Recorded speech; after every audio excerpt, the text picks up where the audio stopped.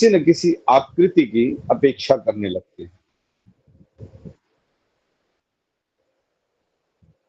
मेरी आवाज आ रही है? जी जी आचार्य जी, आचार्य आ जी। रही है। जी जी नहीं।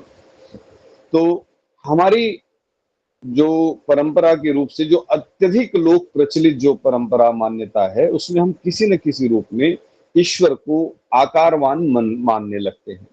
आर्य समाज और वैदिक सिद्धांत ये कहता है कि परमात्मा न्यायकारु है, परमात्मा दयालु है, परमात्मा सर्वांतर्व्यापी है, परमात्मा सर्वव्यापक है।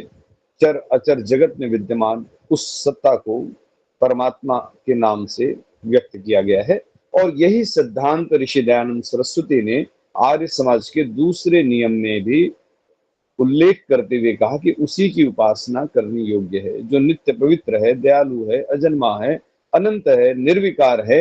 ऐसे ही परमात्मा की उपासना हमें करनी चाहिए। तो ईश्वर, जीव और प्रकृति तीन अनादि सत्ताएं हैं।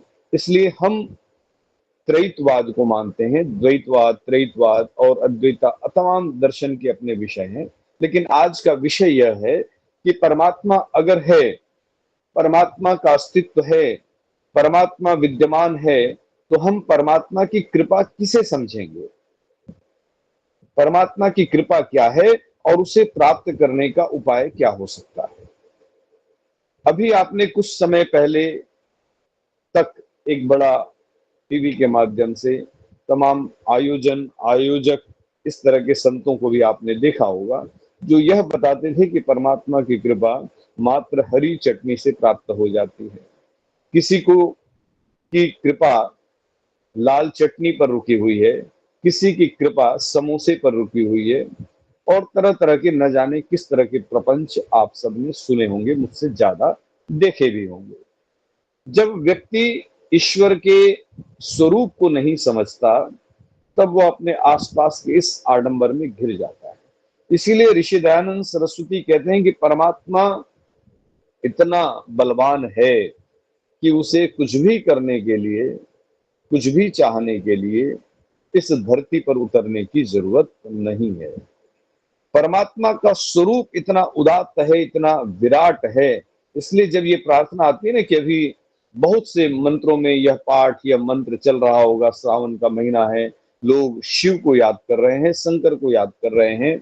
उसमें त्रयंबकम यजामहे सुगंधिम पुष्टिवर्धनम उर्वारुकमिव बंधनान मृत्योर्मुक्षीयमामृता। इस मंत्र का पाठ बहुत रूप में सुना जा रहा है। इसका भी अर्थ ऋषि दयानंद सरस्वती जब लिखते हैं तो कहते हैं कि त्रीणी अंबकानी यस्य। लोगों ने कहा भी कि तीन आंखें हैं जिसकी, ऐसा कोई ईश्वर, तो लोगों ने शिव की कल्पना कर ली कि जिसके दो आंखें दिखाई देती हैं, और आज्ञा चक्र में भी एक तीसरा नेत्र दिखाई देता है, जिसको योग की भाषा में आज्ञा चक्र कहा जाता है। लेकिन जो वैदिक चिंतन विचार और हमारी जो परंपरा है, उसका सत्य यह है कि वह परमात्मा तीनों कालों को जानने वाला है, तीनों कालों को देखने वाला है, तीनों कालों को समझने वाला है। भूत भविष्य वर्तमान उस परमात्मा से कुछ भी छिपा हुआ नहीं है। इसलिए उस परमात्मा को धोखा देने की कोशिश नहीं करनी चाहिए। इसलिए उस परमात्मा के सत्य के साथ जुड़ने की कोशिश करनी चाहिए।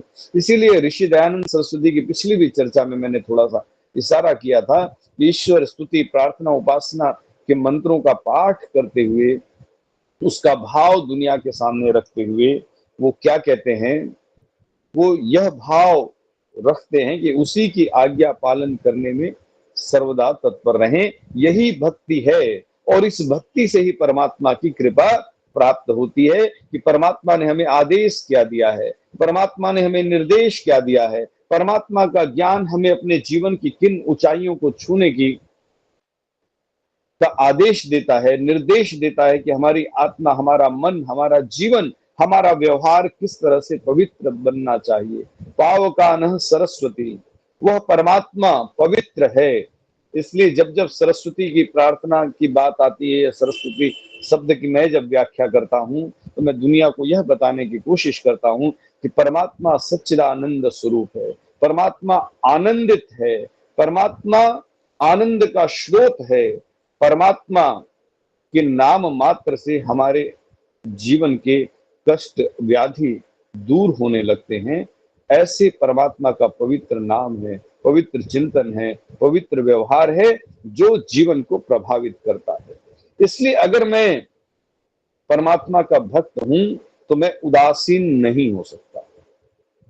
परमात्मा की कृपा अगर मुझे प्राप्त है, परमात्मा का अगर मैं उपासक हूं, मैंने किसी भी रूप में परमात्मा को अगर स्मरण किया है, तो मेरे चेहरे में आलोक होगा, मेरे चेहरे में प्रकाश होगा, मेरे आसपास आनंद होगा। मैं स्वयं आनंदित होकर के उस आनंद को बांटने की कोशिश करूंगा। पिछली चर्चा में मैंने इशारा किया था कि जब योगियों ने परमपिता के भक्त स्वामी दयानंद को देखा और उन्होंने कहा कि योग की इतनी अद्भुत स्थिति आपकी है तो आप मोक्ष को प्राप्त कर सकते हैं, तब उन्होंने ये बात कही थी कि न तो हम कामये स्वर्गम न राज्यम न पुनर्भवम, कि मैं इस जीवन में राज्य, स्वर्ग, अपवर्ग कुछ भी ऐसी इच्छा मेरी नहीं है कि मैं स्वयं को सुखी कर लूं, अपने लिए मैं धन वैभव एकत्रित कर लूं, ऐसी मेरी कोई इच्छा नहीं है।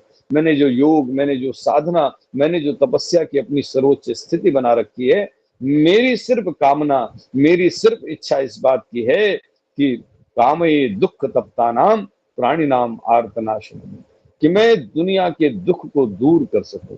मैं दयानंद हूं, दया में आनंद को प्राप्त करता हूं, इसलिए मेरी इच्छा है कि मैं दुनिया के जितने भी लोग अज्ञान में पढ़ करके दुख को प्राप्त कर रहे हैं, मैं उस दुख को दूर करने की स्थिति बना सकूं, ऐसा सिद्धांत दे सकूं, ऐसे विचार दे सकूं। जब हम परमात्मा की कृपा की बात करते हैं तो हमारी कृपा क्या है, हमारी प्रार्थनाएं क्या है? हमारी प्रार्थना में आता है कि मैं धन संपन्न बन जाऊं, मेरा कैरियर अच्छा हो जाए, है ना, तमाम तरह की इस तरह की जो दुनिया की आकांक्षाएं हैं, अपेक्षाएं हैं, जिसमें सफलता का पैमाना ढूंढा जाता है। हम परमात्मा के दरवाजे पर, परमात्मा के चौखट पर खड़े होकर के परमात्मा से ऐसा मांगने की चेष्टा करते हैं, इच्छा करते हैं। लेकिन ऋषि दयानंद सरस्वती ये बात कहते हैं कि परमात्मा सर्वांतर्यामी है, आपकी अपेक्षाओं को आपसे पहले जानता है, आपके लिए क्या शुभ है क्या अशुभ है, वो आपसे पहले आपके भीतर बैठा परमात्मा पहले जानता है। इसलिए सामवेद की वो जो ऋचा है जो कहती है कि दो सन सद्य यत् संचरेते तद्वेद राजा वरुण तृतीय, वहां पर परमात्मा को वरुण नाम से संबोधित किया गया है। और वो कहते हैं कि दो लोग मिलकर के जहां पर गुप्त वार्ताएं करते हैं, वहां पर परमात्मा तीसरा होकर के उसे पहले से सुन रहा होता है, जान रहा होता है। यही परमात्मा की खूबी है, यही परमात्मा का एक ऐसा अस्तित्व है जो हमें कहता है कि हम ईमानदार बने रहें। हम हो सकता है दर्पण को धोखा दे सकते हो, लेकिन परमात्मा को धोखा नहीं दे सकते, है ना। कहीं पर एक बड़ा अच्छा एक हास्य सा प्रसंग आता है जिसमें ये बात कही जाती है कि बड़ा चित्रकार था, उस चित्रकार ने के चित्र बड़े प्रसिद्ध थे, बहुत सुंदर चित्र वो बनाता था। तो कहते हैं कि उसके यहाँ रेट लिस्ट लगी हुई थी कि भाई 100 रुपए में ऐसा चित्र जैसे आप हैं, 200 रुपए में जैसे आप दूसरों को दिखना चाहते हैं, 300 रुपए में ऐसा चित्र जो सारी दुनिया को बेहतर लगे। और इस तरह से उसकी रेट लिस्ट आगे बढ़ती जाती थी।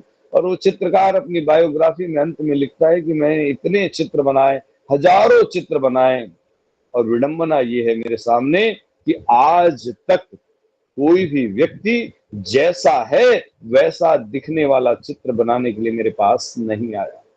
हमें ये बात सुनकर के थोड़ी सी हंसी आ सकती है, थोड़ा सा मन में वो भाव उत्पन्न हो सकता है, लेकिन सच्चाई यही है, जैसे हम हैं वैसा स्वीकार करने के लिए तैयार नहीं है, जैसे हम हैं वैसे दिखने के लिए तैयार नहीं है ना। जैसे एक और चुटकुला मुझे इसी प्रसंग पे याद आ गया। कहते हैं कि एक बार एक आदमी एक डॉक्टर के पास गया और डॉक्टर के पास जाकर के कहने लगा भाई कि मेरे पेट में तकलीफ है, मुझे दर्द होने। तो डॉक्टर ने उससे पूछा, उसके नब्ज वब्ज टटोली और पता किया भी कि क्या कारण हो सकता है। उसने कहा रात में क्या खाया था। तो उसने कहा कि साहब मैंने कोक पिया था, मैंने ये मिठाई खाई थी, मैंने ऐसे ऐसे, उसने तमाम बातें कही। तो डॉक्टर ने आज के युग के लिए बड़ी अच्छी बात कही। उस डॉक्टर ने कहा कि आप फेसबुक का पेज अपडेट नहीं कर रहे हैं, सच बोलिए तभी आपकी बीमारी का इलाज होगा। फिर उस व्यक्ति ने जवाब दिया कि मैंने बासी चावल खाया था। तो सच्चाई यह है कि जो हमारी हकीकत है उसको हम छिपाने की कोशिश करते हैं। इसीलिए ऋषि दयानंद सरस्वती ने जब परमात्मा से मिलन की बात कही, परमात्मा के जब 8वें समुल्लास में वो जो चर्चा है वो कितनी अद्भुत चर्चा है। जब ऋषि दयानंद सरस्वती से कोई व्यक्ति ये प्रश्न पूछता है कि तुम ये कहते हो कि जैसा मैंने किया है वैसा वो फल मुझे प्राप्त हो जाएगा, कि मैंने अगर अच्छा किया है तो उसका फल सुख के रूप में मुझे प्राप्त होगा, अगर मैंने बुरे कर्म किए हैं तो दुख के रूप में वो फल मुझे प्राप्त होगा। जब सुख दुख का यही एक पैमाना है, यही एक कारण है, तो बोले फिर उपासना की जरूरत क्या, आराधना की जरूरत क्या, पूजा की जरूरत क्या, तपस्या क्यों? तो ऋषि दयानंद जो जवाब देते हैं बड़ा तार्किक है, बड़ा सत्य से पूरित वो जवाब है। महर्षि दयानंद सरस्वती कहते हैं कि परमात्मा की उपासना इसलिए नहीं करनी है कि मैं किए हुए पाप के फल से बच जाऊं, परमात्मा की उपासना इसलिए करनी है कि मैं पाप से बच जाऊं। इसलिए ऋषि दयानंद कहते हैं कि जब हम भक्ति की तरह तरह की के भावों को, तरह तरह के लाभों की जो वो चर्चा करते हैं, उसमें ये कहते हैं कि परमात्मा की भक्ति से चित्त निर्मल हो जाता है।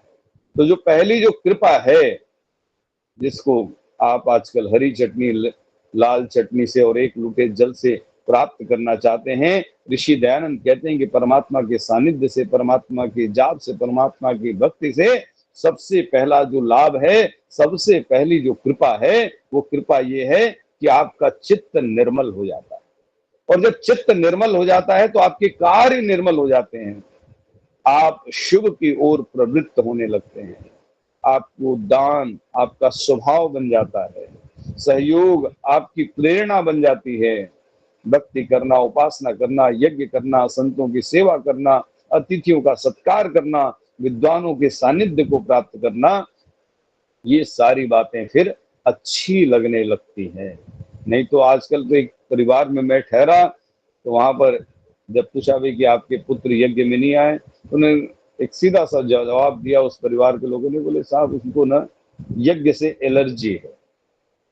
अब हम दो तरह के लोग हो गए इस दुनिया में कि ये सिर्फ यज्ञ से एलर्जी है या नहीं है, धूप से है, गर्मी से है, धूल से है, ये ऐसी बात नहीं रह गई है।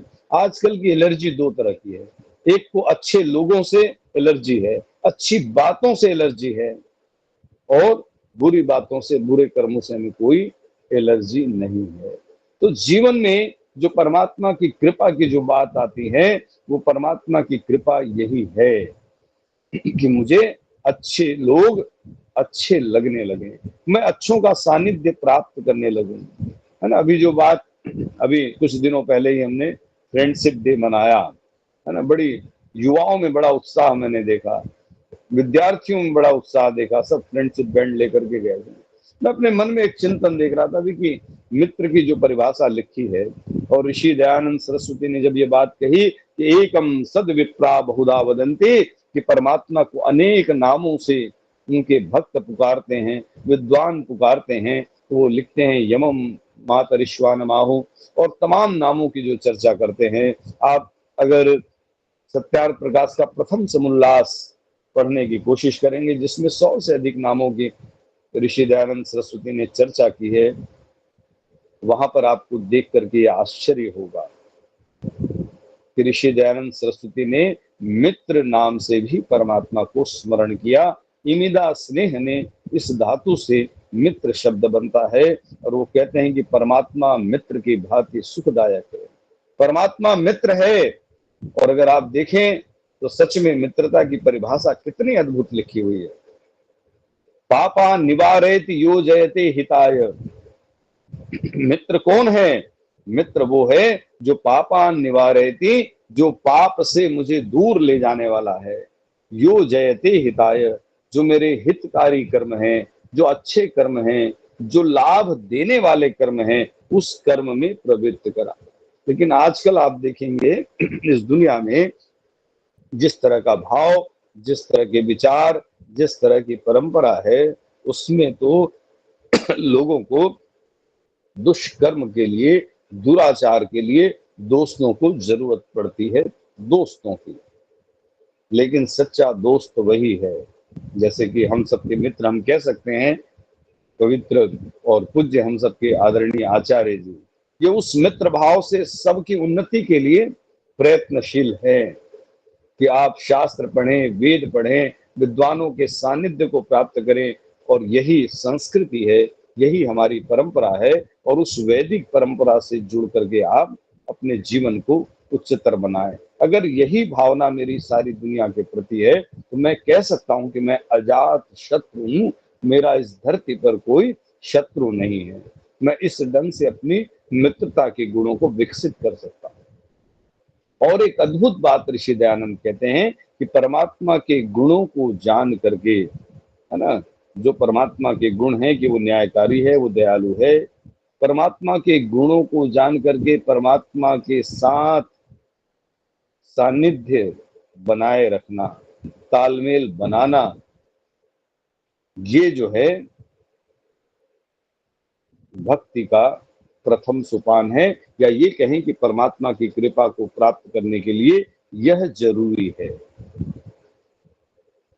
तो आप सभी कि परमात्मा क्या है ये हमने समझा, परमात्मा की कृपा क्या है, तो परमात्मा की कृपा ये है कि सद्गुणों में मेरा जो है तमो भाव तिरोहित हो जाता है, मैं सद्गुणों की ओर अग्रसर हो जाता हूं और सद्गुण मेरे जीवन को प्रभावित करते हैं। अच्छे लोगों के सानिध्य के लिए मैं लालायित होता हूं। सनो बंधुर जनिता, इसीलिए ईश्वर स्तुति प्रार्थना उपासना के मंत्रों में परमात्मा को बंधु कहा गया, परमात्मा को माता कहा गया, परमात्मा को पिता कहा गया। परमात्मा के साथ अपने ऐसे संबंधों को अगर हम प्रगाढ़ कर सकें, नहीं तो होता क्या है, एक व्यक्ति प्रतिदिन इस बात की प्रार्थना करता था कि हे भगवान, हे भगवान, हे भगवान, मेरी लॉटरी लगा दो। और फिर कुछ दिनों बाद वो खिन्न हो जाता, लेकिन नहीं, है ना, हम भगवान से ऐसी शिकायत करते हैं, माता पिता से शिकायत करते हैं कि मुझे ये दीजिए, ये दीजिए, और आपने मुझे ये नहीं दिया। तो वो भी भक्त जो है जिस तरह का था, उसने परमात्मा से कहा मेरी लॉटरी लगा दो, मेरी लॉटरी लगा दो। तो फिर कहते हैं कि एक बार भगवान प्रकट हुए और गुस्से में झल्ला करके कहने लगे, अरे लॉटरी तो मैं तब लगा दूं जब तू लॉटरी का टिकट खरीद ले। तो कहने का अर्थ मैं ये नहीं कह रहा हूं कि परमात्मा लॉटरी का नंबर लगाता है या नहीं लगाता है। मेरे कहने का और इस प्रसंग को, इस चुटकुले को सुनाने का आशय ये है कि हम मेहनत कुछ भी नहीं करते और भीड़ वहीं पर होती है, उन प्रवचनों में होती है जो हमें कर्मशीलता से दूर ले जाते हैं, अकर्मण्यता का पाठ पढ़ाते हैं। और जो लोग कहते हैं कि भक्ति इतनी सरल है, इतनी सहज है कि एक लोटा जल हर समस्या का हल, हम अपनी समस्याओं का समाधान इतनी सरलता से ढूंढने लगते हैं। एक और बात है कि हम सब परमात्मा से क्या प्रार्थना करते हैं कि हम प्रार्थना करते हैं कि पत्नी बदल जाए, बच्चे बदल जाए, पिता बदल जाए, माता बदल जाए, पड़ोसी बदल जाए। हर व्यक्ति के स्वभाव को हम बदलने की कोशिश करते हैं कि मेरा बॉस बदल जाए, मेरे मित्र बदल जाए, मेरे कलीग बदल जाए। लेकिन सच्चाई क्या है? सच्चाई और अच्छाई यह है कि हम स्वयं को बदलने की कोई भी चेष्टा नहीं करते, कोई भी प्रयत्न नहीं करते, कोई भी कोशिश नहीं करते। लेकिन सच्ची कोशिश यही है कि हम बदल जा, सबसे पहले आप बदल जा, इसी में तेरा नाम है। बदल दे सारी दुनिया को, बदलना तेरा काम है। सबसे पहले आप बदल जा, इसी में तेरा नाम है। तो गुरु ब्रह्मानंद 50 का एक ये दोहा है जिसमें यह बताया गया है, और बहुत बार हमने ये सुना होगा कि अपने आप को बदलना, अपने भीतर सकारात्मक बदलाव लाना, यही संसार की सबसे बड़ी सेवा है। तो परमात्मा की कृपा को प्राप्त करने के लिए सद्गुणों को धारण करना पड़ता है, तपस्या करनी पड़ती है। और ये तपस्या नहीं है कि हम एक टांग पर खड़े हो जाएं, एक हाथ पे खड़े हो जाएं, जटाजूट हो जाएं, इस तरह की तपस्या नहीं है। ऋषि दयानंद कहते हैं कि सत्य के आचरण करने के लिए जो द्वंद्व उपस्थित होते हैं उसे सहन करना ही सच्चे अर्थों में तप है। तो उस तपस्या को करने से परमात्मा की कृपा प्राप्त होती है। कि मैं सत्य के मार्ग में ऋषि दयानंद के जीवन को आपने कई बार पढ़ा होगा, कई बार सुना होगा विद्वानों के माध्यम से। तो ऋषि दयानंद के जीवन की चुनौतियां क्या थी? कोई उस पर धूल फेंक रहा है, कोई तलवार से वार कर रहा है, कोई जहर खिला रहा है। कितनी चुनौतियां ऋषि दयानंद की। अकेले विश्व के इतिहास में ऐसा महामानव जिनको जीवन में 17 बार विष दिया गया।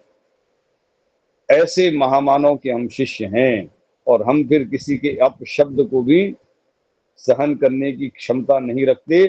तो हमें ये मानना होगा कि शायद हम ऋषि दयानंद को उतना नहीं समझ पाए जितना हमें समझना चाहिए, उतना उनका हम अनुसरण नहीं कर पाए जितना हमें करना चाहिए। ऋषि दयानंद का व्यक्तित्व, ऋषि दयानंद का चित्र, ऋषि दयानंद की यादें हमारे जीवन को पवित्र करती हैं। लेकिन जीवन की विडंबना क्या है कि हम लॉटरी खरीदने को तैयार नहीं हैं और सोचते हैं कि खरीदे भी कोई और लॉटरी मेरी लग जाए। तो ये एक बड़ी हास्यास्पद बात है।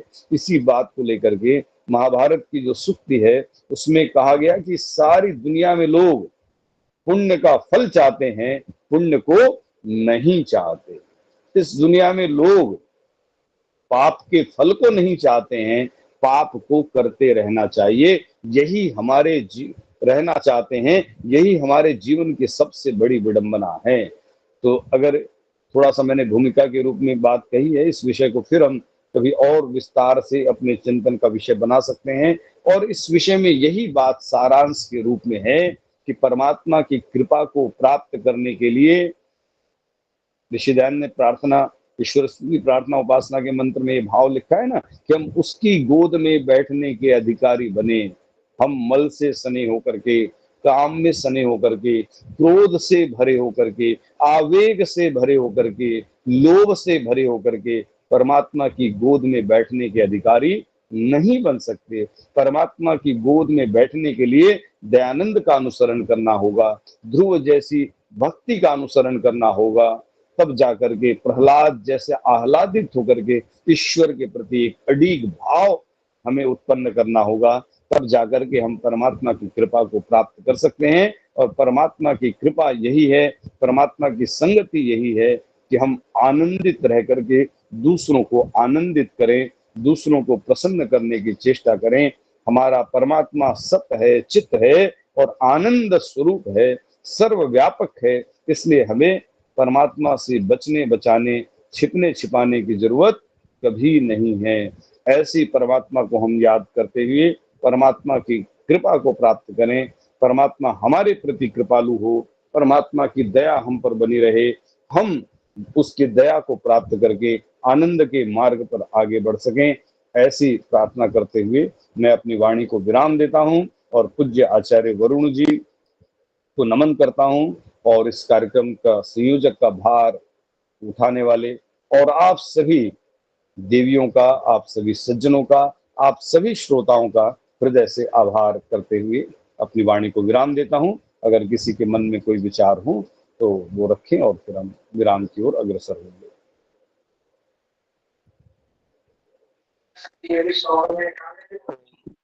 बहुत बहुत धन्यवाद जी आचार्य जी। आपने ईश्वर की कृपा को कैसे प्राप्त करें इस विषय को बहुत ही अच्छे ढंग से और ऋषियों के मंतव्य